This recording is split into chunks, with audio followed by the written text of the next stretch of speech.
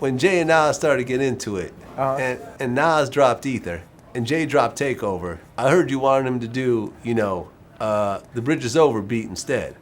Yeah. Which is, I think, one of the hardest hip-hop beats of all time. Yeah.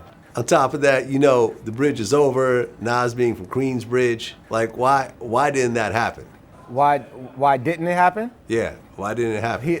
Irv had came and he already did, what was it called? Super Ugly. Yeah, Super Ugly. So he did it.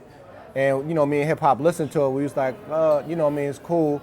So on our way home, I was like, yo, The Bridge Is Over. He was like, yeah, that's it. But when we already called down in the studio, the song already went to Hot 97. So they already started playing it, so it was already, too late. So he never laid the verse on Bridge Is Over? Nah, he never laid it. Because I'll be honest, I always thought the Takeover was better than Ether. I believe Takeover is better than Ether, but Ether probably would be better than Super Ugly. But the record, that's not the battle. The battle really is Takeover and Ether. I always thought that it's Takeover, and everyone always tells me I'm wrong. I always thought the Takeover was just a stronger song. Yeah. Yeah, that's my take on it. So you came into this business to actually sell the company. Yeah. So explain that, because most people, when they get into a business, they just want to build it. They're not thinking about selling it. Yeah, well, our formula was always build to sell companies. That's where you make a lot of your margin, right? These companies don't last forever. So especially at the peak, you try to think about a multiple or something that it'll be worth. So different industries have different standards.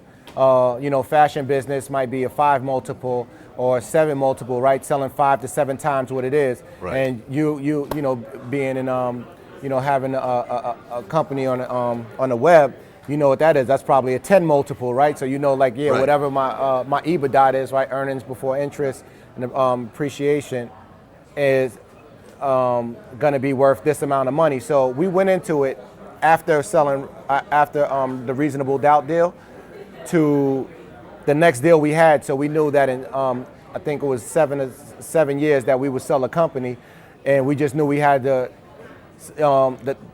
actual deal didn't kick in until Hard Knock Life. So the funny thing is they thought that we would be on a decline because the life span of an artist at that time was 2 to 3 albums.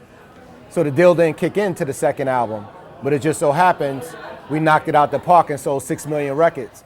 Right. So it raised the value of Def Jam, which was being sold the next year, and Jay probably put another 10 or 15 million in their pocket because they was a 25% partner. And then we knew that we had something now because after that, even when we leveled off, within the company selling between 5 or 6 million records a year for 4 or 5 years straight, we had some good money on our hands.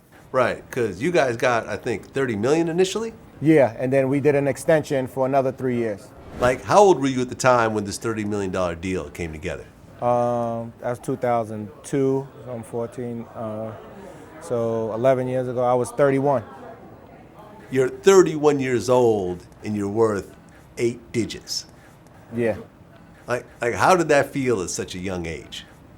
I mean, it was great to especially do it on the legal side, right? Right. So, well, it was a great feeling to see that you see the fruits from what you accomplish. So, to put this work in, and even with that though, it just made us want more.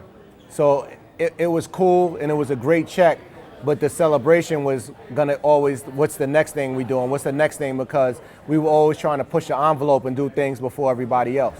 Like, what was it you learned business-wise? Like you mentioned, you would talk to Kanye and Kanye would be like, how would you keep $1 million? I'd make $1 million and I'd spend it. Like, what did you learn the most in terms of managing money and keeping it and growing it? Watch out for investments. Think about what you're taking in and what your spend is. So a lot of people, they get money because they think that waterfall's never going to shut off. So, right. We learn that now, after a few businesses, especially in the music company, right? You're selling this and we're making, forget about the sale.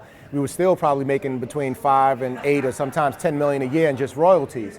So you think that faucet is never going to run off. So, you know, all the private jets and the triple deck yachts and you're spending all this money. That's probably one of the biggest lessons I learned is to start saving money, right? Because that faucet will cut off, and think about diversifying and investing in different things.